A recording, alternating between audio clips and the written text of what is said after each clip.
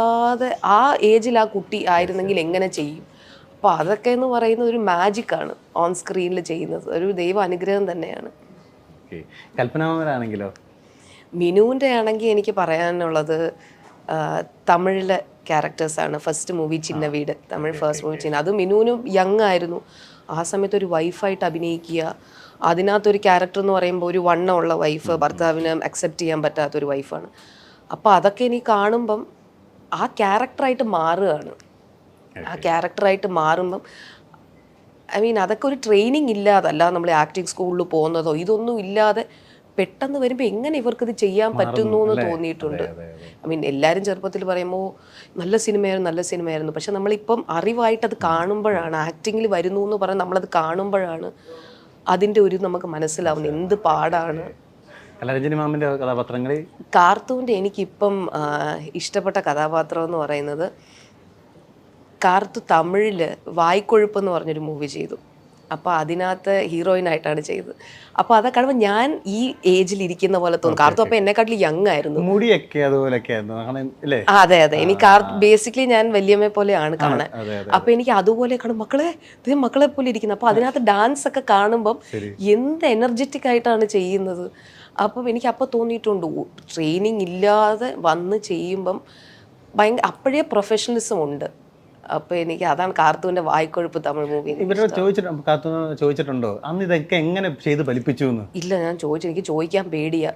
എനിക്കെന്തോ ഞാൻ ചോദിച്ചില്ല. ചോദിച്ചു കഴിഞ്ഞാൽ വേറെ എന്തെങ്കിലും പറഞ്ഞു കഴിഞ്ഞാൽ പിന്നെ നമ്മൾ അതുപോലെയൊക്കെ ചിന്തിച്ച് ചെയ്യണമല്ലോ എന്നുള്ളൊരു പേടിയാണ്.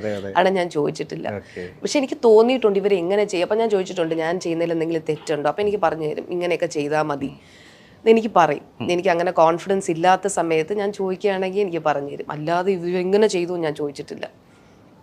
ഇപ്പം പക്ഷേ അത് കാണുമ്പോൾ ഒരു എക്സൈറ്റ്മെന്റ് ഉണ്ടല്ലേ, ഇത് നമുക്കൊരു അതിശയമാണ്. അതെ, എങ്ങനെ ചെയ്യുന്നു എല്ലാവരും പറയും. ഈ മിനു അല്ലെ കാർത്തു പൊടിയമ്മ ചെയ്ത സിനിമയൊക്കെ ആ സമയത്ത് 300 ദിവസം തിയേറ്ററിൽ ഓടി എന്നൊക്കെ പറയുമ്പോൾ 300 ദിവസമോ ഒരു വർഷമൊക്കെ അല്ലേ? ഇതെങ്ങനെ ആൾക്കാരെങ്ങനെ അങ്ങനെ പോയി കാണുന്നു എന്നൊക്കെ തോന്നും. പക്ഷെ പിന്നെ നമ്മളത് ഇപ്പം ഇരുന്ന് കാണുമ്പം ആണ് അതിൻ്റെ വാല്യൂ നമുക്ക് മനസ്സിലാവുന്നത്. കൽപ്പനാവിനെ പറ്റി പറയുകയാണെങ്കിൽ കൽപ്പനാം ജഗതി കോമ്പിനേഷൻ, കാരണം മലയാളത്തിലെ എവർഗ്രീൻ കോമ്പിനേഷനാണ്. രണ്ടുപേരും നമുക്ക് ഇന്ന് വെളുത്തിരയിലില്ല. അപ്പം ഇന്നും പക്ഷേ എനിക്കൊന്ന് മീമുകളിലായാലും ട്രോളുകളിലായാലും ഈ എക്സ്പ്രഷൻ കൽപ്പനാവിനെ ഇങ്ങനെ മൊഴി ഒന്നൊരു ഇതിനൊക്കെ ഉണ്ടല്ലോ, അത് സ്ഥിരം ഇങ്ങനെ വരുന്നതാണ്. ഇതൊക്കെ കാണുമ്പോൾ ഈ സോഷ്യൽ മീഡിയയിൽ ഇപ്പോഴും, അതായത് പുതിയ 2K കിഡ്സ് ആണ്, അവരാണ് ഓർക്കുന്നത്. പറയുകയാണെങ്കിൽ അവരിപ്പോഴും മീംസ്, പിന്നെ ഈ പുതിയ സോങ്സ് വെച്ചിട്ട് അവരുടെ പഴയ ഡാൻസ് സീക്വൻസ് ഒക്കെ ഇട്ടിട്ട് ഇന്ന് ഞാൻ ഒരു പോസ്റ്റ് കണ്ടിരുന്നു. അപ്പോൾ ഇതൊക്കെ കാണും, ചിലപ്പോൾ ഞാൻ കാണാത്ത ക്ലിപ്സ് ആയിരിക്കും. അപ്പോൾ ഇതൊക്കെ കാണുമ്പം അവർ നമ്മളെ ഓർമ്മിപ്പിക്കുകയാണ് പിന്നെയും ഇതൊക്കെ ഇവർ എവിടെ നിന്ന് എടുക്കുന്നു എന്നാണ്. പിന്നെ കാരിക്കേച്ചേഴ്സ് വരയ്ക്കുക, ഇതൊക്കെ കാണുമ്പം ഓബ്വിയസ്ലി എനിക്ക് സന്തോഷമാണ് തോന്നുന്നത്. എനിക്കത് പറഞ്ഞറിയിക്കാൻ പറ്റുന്നില്ല അത്. അപ്പോൾ ഇവരൊക്കെ ഓർക്കുന്നത് തന്നെ എന്താ പറയുക, എനിക്ക് അവരോട് താങ്ക് യു ആണ് പറയാനുള്ളത്. എനിക്ക് അത്രയും സന്തോഷമാണ്. പിന്നെ അവരില്ലാത്തതിൻ്റെ ഇത് ഏതായാലും എല്ലാ കാലവും ഒരു വിടവ് തന്നെയാണ്. അതെ. ഇപ്പം ഈ താരങ്ങളുടെ മക്കളെ സംബന്ധിച്ച് അവർ ഏറ്റവും വലിയൊരു ദുഃഖമായിട്ടുള്ളത് ചൈൽഡ്ഹുഡിൽ ചിലപ്പം ഇവർ പേരൻസ് ഇവർക്ക് മേ ബി തീരെ കുറവായിരിക്കും ലൈഫിൽ കിട്ടുന്നത്. അത് ആ ഒരു വിഷമം ഉണ്ടോ ഇപ്പോഴും? ഇല്ല, എനിക്ക് വിഷമമില്ല. എനിക്ക് എൻ്റെ അമ്മൂമ്മയാണ് എന്നെ വളർത്തിയത്, അമ്മയാണ് വളർത്തിയത്. അപ്പോൾ അതാണ് ഞങ്ങൾ ഈ ജനറേഷനിലെ മക്കളെല്ലാം ഞങ്ങൾ ഒരുമിച്ചായിരുന്നു. അപ്പോൾ ഒരുമിച്ചായിരുന്ന സമയത്ത് ഞങ്ങൾ ഇവർ ഈ അമ്മമാരില്ലാത്തതൊന്നും ഞങ്ങൾക്കൊരു മൈൻഡേ അല്ല. ഞങ്ങൾ വഴക്കുണ്ടാക്കുക, ഞങ്ങൾക്ക് വല്ലതും കഴിക്കാൻ കിട്ടുക, ഇത് മാത്രമുള്ള ഇതേ ഉള്ളൂ. സ്കൂളിൽ പോവുക, വഴക്കുണ്ടാക്കുക, പിന്നെ ബാക്കിയുള്ള കാര്യങ്ങൾ ചെയ്യുക. അല്ലാതെ ഇവർ വരുമ്പോൾ ഞങ്ങൾ ഇവരെ വന്ന അത്രയേ ഉള്ളൂ. അല്ലാതെ കൂടുതൽ മര്യാദയൊന്നും ഞങ്ങൾ കൊടുക്കാറില്ലായിരുന്നു. അപ്പോൾ പിന്നെ ഇതൊക്കെ കാണുമ്പോൾ നമുക്ക് തോന്നി ഇവരാരോ വലിയ ആൾക്കാരാണ് എന്നുള്ള തോന്നൽ വന്നു തുടങ്ങി. അപ്പോഴും ഞങ്ങൾ ഇവരെ മിസ് ചെയ്യാറില്ല.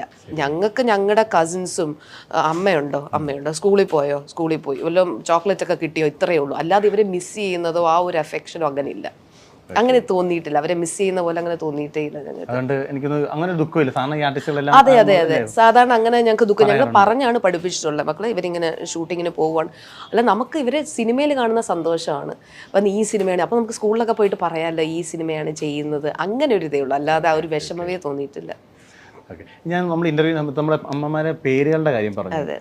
സാറിന് നമ്മളൊക്കെ എല്ലാവരും അമ്മയെന്നൊക്കെ ആയിരിക്കും വിളിക്കുന്നത്. അപ്പം ഇതിനകത്ത് മിനുമ്മ നല്ല മിന്നു നല്ല വിളിക്കുന്നത്. അങ്ങനെ ഒരു ശീലം വന്നത് ആദ്യം ഞങ്ങൾക്ക് അറിയില്ലായിരുന്നു എന്ന് ബേസിക്കലി ഇങ്ങനെ അമ്മ എന്ന് വിളിക്കണം. ആക്ച്വലി കാർത്തൂൻ്റെ എൻ്റെ വല്യമ്മയുടെ ഞാൻ ചേട്ടനും ഞങ്ങൾ ഒരുമിച്ച് വളരുന്ന സമയത്ത് ഞാൻ, ചേട്ടൻ, പിന്നെ പൊടിയമ്മയുടെ മോള് കുഞ്ഞാറ്റ, പിന്നെ എൻ്റെ അമ്മാവൻ്റെ മോൻ അമ്പാടി. അപ്പം ഞങ്ങളെല്ലാവരും ഒരുമിച്ച് ഉണ്ട്. ഞങ്ങൾ 4 പേരുണ്ട്. അപ്പം ഞങ്ങൾ ഈ 4 പേര് ഒരുമിച്ച് വളരുമ്പോൾ ചേട്ടൻ ഇവരെയൊക്കെ ചേച്ചി എന്നാണ് വിളിച്ചുകൊണ്ടിരുന്നത്, ചേട്ടൻ.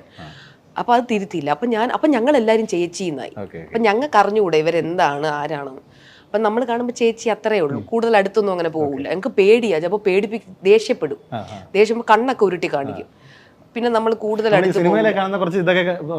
ഉണ്ട്, വീട്ടിലുണ്ട്. കണ്ണൊക്കെ ഉരുട്ടി ഭദ്രകാളിയൊക്കെ വരുന്ന പോലെയൊക്കെ കാണിച്ചു കളയും. അപ്പം നമ്മൾ കുറച്ച് മിണ്ടാതിരിക്കണം.